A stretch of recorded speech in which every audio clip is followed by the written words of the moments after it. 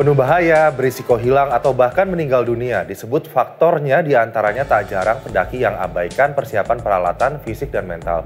Kenali medan, sesuaikan kemampuan, juga senantiasa waspada. Di antara kiat aman saat mendaki gunung.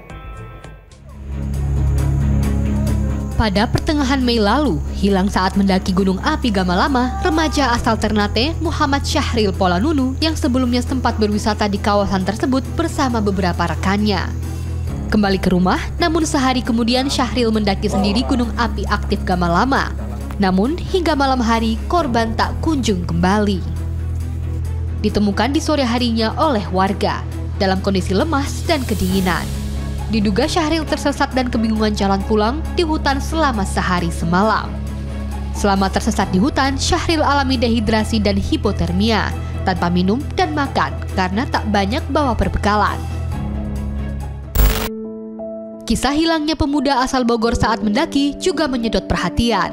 Sempat 22 hari dinyatakan hilang, Firdaus Ahmad Fauzi ditemukan meninggal dunia dalam dekapan Gunung Binaya. Dilaporkan hilang di jalur pendakian Gunung Binaya, Maluku Tengah. Korban disebut hanya membawa 3 botol air minum tanpa makanan. Awalnya, tim pendaki terdiri dari 6 orang termasuk korban, dan 2 porter turun dari puncak gunung.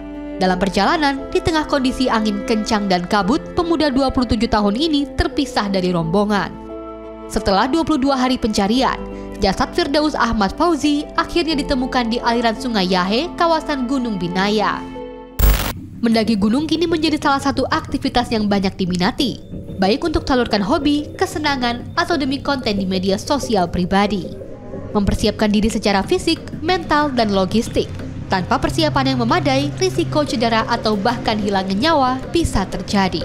Ya, kemampuan dasar itu memang harus dimiliki. Boleh teman-teman misalnya tidak bergabung dengan klub atau organisasi, tapi yang penting tetap dipelajari materi-materinya, keilmuannya, keterampilannya, tetap dipersiapkan fisiknya, dipersiapkan hal-hal lain, manajemen peralatan, perbekalan, semuanya itu harus tetap dipersiapkan. Tren FOMO alias Fear of Missing Out jadi salah satu tren mendaki gunung meningkat. Terpengaruh konten estetik di media sosial, banyak yang mendadak ingin mencoba tanpa memperhitungkan resikonya.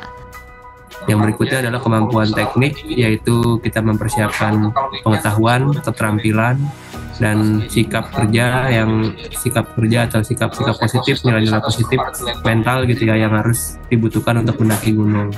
Kita mempelajari bagaimana cara manajemen perjalanan, mempelajari ilmu navigasi, misalnya mempelajari ilmu manajemen campsite, perbekalan, gitu, dan lain-lain gitu ya. Artinya secara teknis, keilmuan-keilmuan yang dibutuhkan tuh kita persiapkan, kita latih terlebih dahulu.